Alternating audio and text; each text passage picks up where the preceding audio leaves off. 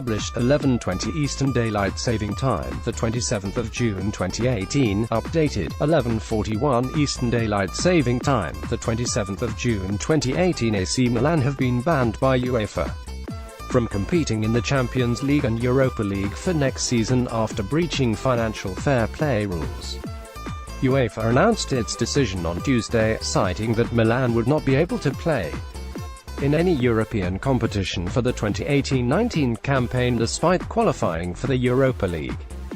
The Serie A side last year spent more than £175 million €200 million on new players as amid questions over the financial stability of the Chinese-led consortium that purchased the club from Silvio Berlusconi for £600 million in April 2017. AC Milan have been banned by UEFA for competing in Europe for the next season. Milan released a video on Twitter on Monday putting the case forward ahead of UEFA's decision, sharing some very important facts about the revenue. Ahead of UEFA's judgment, we want to share with you some significant facts. We are expecting fairness, rulings based on facts, equal rules for all, Milan captioned the video message on Twitter. Some of the club's problems stem from when they took a loan from US private equity fund Elliott worth more than £263 million that club chairman Lee Yong-ong has struggled to pay back. Milan will not be able to compete in the Europa League next year despite qualifying for it. The club added on Monday, "We invested more than €200 million to open up a new era."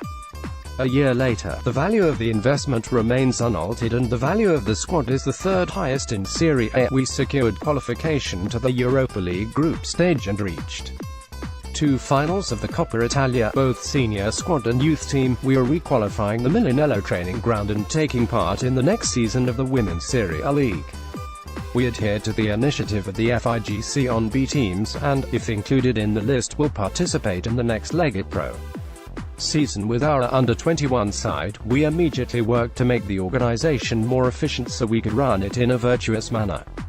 Despite the fact that after the closing, two main sponsors Audi and Adidas resolved their contracts with Milan, we still closed the balance sheet with €20 million more in revenue.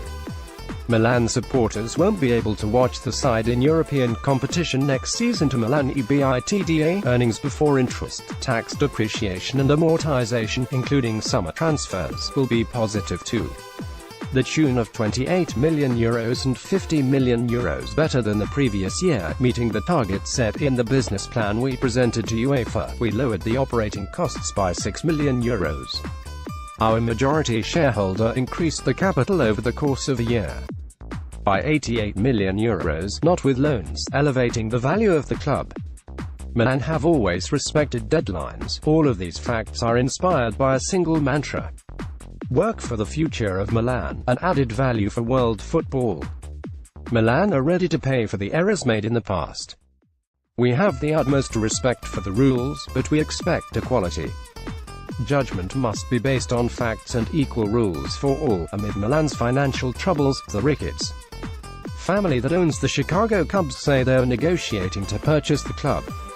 The Milan office of the Edelman public relations firm, which has been hired to represent the Ricketts, says the entire family is interested in Milan for a medium to long period investment and wants to create a strong bond with the city.